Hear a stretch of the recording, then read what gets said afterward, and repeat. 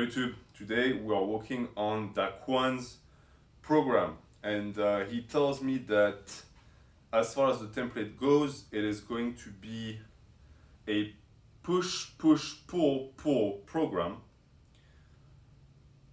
And as for the legs, he tells me that he mostly does high intensity sprints. And he wants to say that throughout some days he does regular push-ups because his chest is a weak point, which I will keep in mind during the review.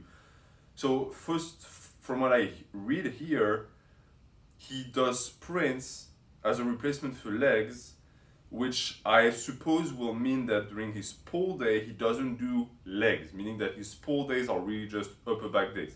That's quite common with people. So this is a program that is going to be an upper body focused program because the legs don't get trained through resistance training. And because he doesn't tell me to actually try and help me grow his legs, I'm going to just assume that he doesn't care. So we're going to be able to focus on only one portion of the body. If you're that type of person and you're going to utilize your lower body as a pure athletic component, that's doable. I'm not saying it's not good. I do think that strength training can always be a great asset for athletes, but some people just don't work like that. And if it works for you with just sprints or plyometrics, then by all means do it. Okay, so push, pull. And there's an A day and a B day. So in total, the template has 4 days. But because the push and the push A is followed by a push B, from what I see here, this is not going to be something that's going to be utilized within a rotation. I highly doubt that's the case. I just think that Daquan put the day in random order, or at least I hope. Because if you have a pull, you understand that you're going to damage your ability to recover and to perform. So it would be much more beneficial to do a push, pull. So push A, bench 4 sets of 5, so a 4x5, and 1 drop set. So you're going to have a static rep range and a drop set that is going to be non-disclosed because I don't see anything here, so I'm going to assume it's either an AMRAP or something fixated with a lower percentage of intensity. If you're going to apply that type of technique, I highly suggest you get something else besides a static rep range, because the static rep range already is going to give you that quality in your training, which represents static tonnage. You know exactly how much tonnage you get because you're supposed to always get that 5 reps times 5. And if you fail to do that, you fail to meet the tonnage requirement to go up in weight, so the ability to push tonnage exists within the prerequisites of hitting the reps. So that's, to me, something that is not going to be very interesting. Might as well just do a 5x5 if you're going to just slap a drop set after a 4x5. So if you want to keep the drop set thing, which I think is a very good way to get additional tonnage safely, because you're going to be able to control the weight because it's going to be a lower intensity, but you're going to be pre-fatigued. I would advise lowering the sets on the bench, maybe even doing 1 to 3 sets, not necessarily doing an evolving rep range. You can do 1 to 3 sets of 5, and then letting the sets evolve for the drop set. It is sometimes used as a finisher where you just slap an extra set of lower intensity reps. I usually tell people to do that when they want to accrue their ability to do volume. It's not really something that's going to be conducive to progression or hypertrophy. But if you allow yourself to do more sets of that drop set, then it becomes interesting. And for deadlift, for example, it's really good. 1 set of heavy deads followed by a lower intensity rep range for 4 sets. So for example, a 3x4 is really good for progression. So maybe give that a try for your bench. If you're stalling, if you're progressing with this, keep going. And then there's a variation for push A. So push A has a bench, an horizontal bench, or a dumbbell bench. And the dumbbell bench is going to be the same logic, 4x5 and a drop set, so same critique. After that, overhead press, a 4x8. 4x8 for an overhead press is a very good rep range. It's high volume. The overhead press and the presses in general need a lot of volume. That being said, they of course can feed off of intensity work. So I'm going to see if maybe somewhere else in the program you're going to implement that. But by itself, a 4x8 on the press, pretty good. Cable press after that, I have no idea what that is, but I do think I know. 3 by 15, okay, so that's an additional, what I suppose is going to be an horizontal press. It's going to be more for the pump. 3 by 15 in that case, no problem. If you wanted to start doing evolving rep ranges, that's the set that would start with the evolution and then spread to the rest of the program. Then you do dumbbell flies, which is another horizontal exercise, but more for the squeeze this time, which the cable press is going to be like too. So I would suggest picking one or the other, because right now you're doing a bit too much. So maybe rotate them, just like you rotate the dumbbell bench and horizontal bench, the flat bar bench, and it would be good too because it would match, right? The main exercise would match the accessory.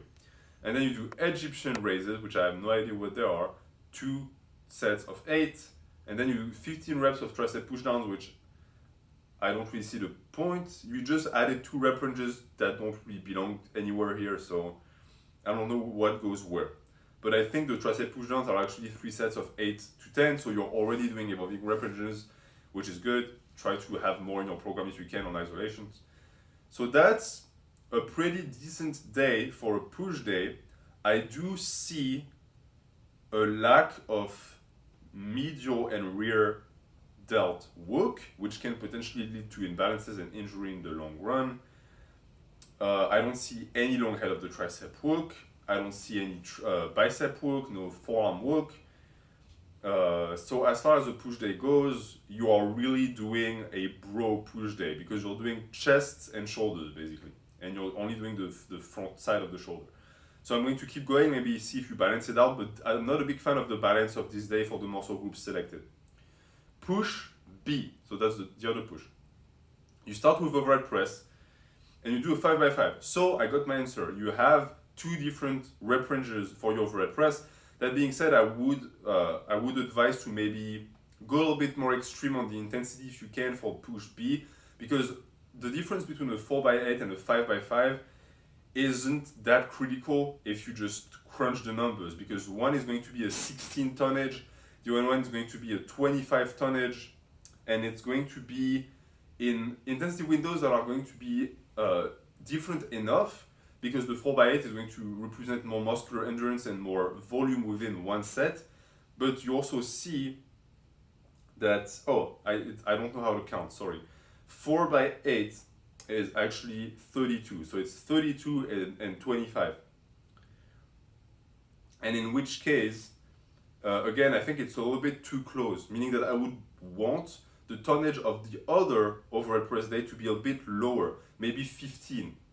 I think 15 and 32 would represent more of a difference in intensity, so that you would get a taste of both high volume and high intensity while still staying in intensity, relevant intensity windows in both cases.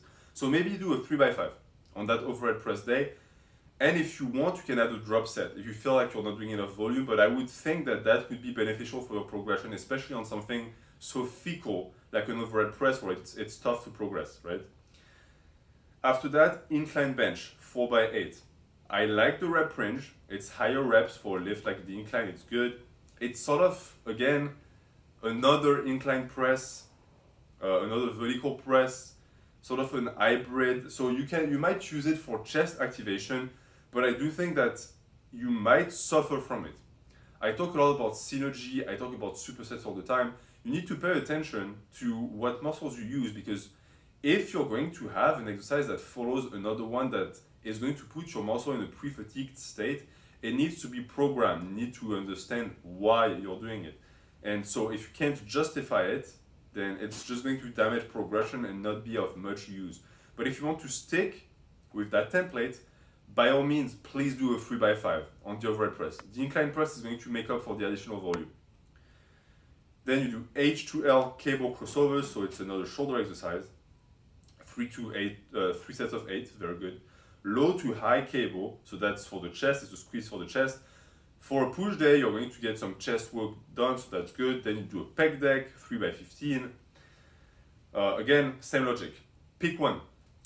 Between the pec deck and the cable crossover, pretty much, you're starting to do too much machine. Pick one and push progression on it. Pec decks can be dangerous for the shoulders, so I would advise the cable, because the movement is more natural for the shoulder joint. Then you do face pulls, good. Some rear delt work. 3 sets of 10. That's on the low side of volume for face pull. You could go higher if you wanted. 3 sets of 15, 4 sets of 15. Then you do barbell overhead extension. Finally, some long head of the tricep work. 3 sets of 10. So that's perfect rep range. I like it. And then you do tricep kickbacks. Just ditch that. It's not a good movement. Just because of the way gravity works, if you think about it, it's just not something that is going to be conducive to progress. It might damage your tendons, even with low weight. It's not, and it doesn't exist within any movement pattern. I think that's the worst part about it. So I would advise to just take that off the program. Okay. So again, your other push day, you're focusing a ton on the shoulders and the chest. I don't see you doing any curls. Maybe it's on the pull days that you do curls. That's very possible. But you're going to find that by limiting your split, because you call that a push, but in reality it's a body part split. What you're doing is you're doing a chest and shoulder day.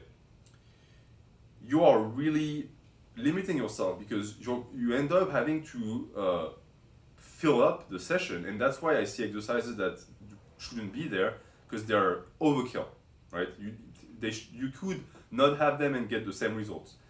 And then you have a propensity to stack movements that don't really go hand in hand with each other because they don't exist well within the limitations that you set up for your own template. So that's dangerous. Let's see the pull days, how you program them. Pull A, you do weighted chin-ups, 5 sets of 4, sorry. Okay, I like that rep range. It's a static rep range, but for weighted chins and weighted pull-ups, I actually sort of like it. It's not as detrimental because you're going to try and replicate the same range of motion, the same technique, and for something like a weighted chin, it's going to produce results. Then you do a drop set again. So you took a 5x5 and you replaced one of the sets by a drop set. I'm not saying it's bad, but it doesn't really go well with what a 5x5 is. I think a 3x5, as I said, would be much more beneficial if you want to apply that type of logic. Then you do overhand grip, bent over rows. So it's a supinated grip. Again, I advise people to not do rows with that type of grip. It's dangerous for the bicep. If you like it, do it at your own risk. At least you do it as a 3x8, so it's not high intensity, so the risk of injury is lower. Then you do row key, lat pull down, which I don't know what those are, 3 sets of 6 to 10. Or you do lat pull down with 3 grips, which I guess is a different type of grip. And again, you do 3 sets of 7 to 10 reps. So that's additional work for the lats. Your strength work for the day was already for the lats with the weighted chins. And I think we're again getting into your issue where you tend to slap too many exercises for the same muscle group. Let's see if it continues. Seated rows. Again, for the lats, depending on where you let the bar touch the bench that is between the bar and your chest, it can be more upper back. Most people, they do it with the form that helps them push the more weight or pull the more weight, and they do it underneath the nipples or around the belly button, which is a lot of lats. Or side crunch lateral pull, so again for the lats. So see, that's the issue. That's a pull day, and you're just hammering one muscle group. And the issue is that it's not that it's bad because you want to develop the lats and it could hurt the lats. It's that it's wasted time. You would be better off having a smaller exercise selection on that day, not in the program, on that day, potentially split, if you like the exercises, split them in a different variation group on a different week and focus in one day on 1 or 2 key compound exercises. Because having 4 exercises back to back to back to back for the lats, you're just shooting yourself in the foot. You're going to end up just using weights that are not challenging for you when it comes to your absolute ability to move the weight because you fatigued yourself too much beforehand. So stick with weighted chins because they're excellent, and then pick one. And then you do cross hammer curls, so those are pinwheel curls. Then you do preacher curls, and you do farmer walks. Okay, I would much rather have you take one of those bicep exercises and put them on a push day. it would not hurt your recovery, it would actually make it better because it would heighten the frequency of when you train those biceps, so they get more time to recover and more time to synthesize protein, and you're going to push progression on those days because you won't get tired. If you do a cross hammer curls followed by a preacher curl, you will be tired. You work the same bicep, so it's tougher to progress, especially on the second exercise that tends to always suffer. And if you're willing to sacrifice progression, that's fine. But when I see how the little volume you give your biceps, you can't allow yourself to do that. So put them in another day. And then you do farmer walks 4x4 laps. Farmer walks, after all of you've done, usually at the end of a pull day, I would not advise people do farmer walks. I would advise people use farmer walks as strength work because they're very taxing, or give them their own day. That's an exercise that can get its own day because it can work as hypertrophy work and GPP. If I could, I would do them. Unfortunately, my environment does not allow me to do farmer walks. But, and I say that because it's the way you programmed, for you it's okay because you don't open your pulls with anything that is going to be taxing on the posterior chain or the entire body as a whole because you don't do deadlifts. I would advise you to do deadlifts. I know I said I wouldn't say it, but I'm saying it regardless. If you want to train your athletic performance, pulls from the floor are going to be useful. I'm not telling you to do conventional, like powerlifting style, but find a type of pull from the floor that is going to be not pushed. You're not going to be super high intensity with it. It's just going to be something you do to help your ability to produce energy and conduct it from the floor to your hips. You'll see that it's quite beneficial. Do a trap bar if you have to, but try it out. Especially to open a pull day, it's usually very beneficial. It warms you up and you're stronger afterwards. But if you don't want to, the farmer walks to end the day, they are okay because they're actually going to give some stimulus to your back that you didn't because you only worked your lats pretty much. And yes, those movements are going to involve other portions of the back, but from this, your traps are going to be underdeveloped. The middle, every single aspect of the trap is going to be underdeveloped, and the upper back especially, you're going to get a lot of lats from that. The rhomboids are going to also lack the lower back because you don't do pulls from the floor, and you don't even. The rows will develop some rhomboids, but you do them with a supinated grip, which limits the weight you can move because it's mostly for the lats. So yeah, if you want to keep that template, I would say put the farmer walks at the start and push them, get stronger at them. And also, if your goal is athletic performance and it's the reason why you don't do squats and deadlifts, why are you doing farmer walks? In terms of specificity to sports, I think squats and deads are more applicable. That's just my opinion, but at least there's a knee flexion, there's a hip hinge. You actually utilize the joints. When you do a farmer's walk, your joints are pretty much locked in place. It's the strongest position you can have. So I don't know how applicable that is to your sport. I don't know what sport you do. Pull B, you start with supinated rows and you do a 5x5. I think that's a terrible idea. Don't do static rep ranges on rows. Don't do them at such low weight, especially with a dangerous grip. And don't open up a workout with a row. Do a pull from the floor. Then you do an upper back, what you call upper back machine, which I don't know what that is, but at least you work the upper back. Then you do belly button T-bar rows, okay? So on that day, that's your second exercise for the lats. Then you do lat pull downs. Then you do Trapbar Shrugs for the trapezius, so that's good. Then you do spider curls, incline curls, same logic. Take one of those two, put them in a push day. The rep ranges, you do 3 sets of 6 to 10, excellent rep range for curls, keep doing that. Then you do Facepulls, 3x10, same logic, you can do more volume on these, especially because it's your only source, pretty much, of rear delt development, because most of the exercises I see you do for the upper back don't involve much rear delt at all. Or if it does, it's going to be mostly in a stretching fashion. Depending on your grip, it can be beneficial, but you can never do enough Facepulls. Then you do farmer walks again, so I see that you really seem to like them, so keep doing them. Oh, never mind, you actually had a leg day in there. Sorry about that. So you do deadlifts. Nice, and back squats, okay.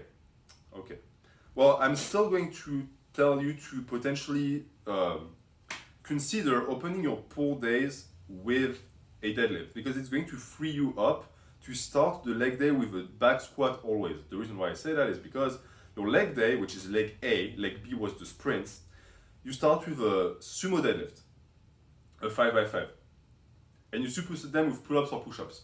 I would advise you to never superset your strength work. Even if it's not the same muscle group, you're going to find that it takes away from your ability to focus, right? Even if it doesn't fatigue your body, which it does. And it's since the strength work is where progression occurs at a rate that stimulates strength for bodybuilders, you want that progression to be impaired by nothing, so that if it fails, you can control the intensity and volume. You don't have the second variable of the superset that is throwing an extra layer of difficulty on top of something that's already tough to master. And I wouldn't advise supersetting sumo deadlifts with push-ups, especially on the leg day. It's just not synergistic. Then you do back squat, 2 sets of 6 to 8. This is why I told you to start your pull days with deadlift, because it would allow you to do more volume on the back squat and start with the back squat, because the sumo deadlift is going to tire you out.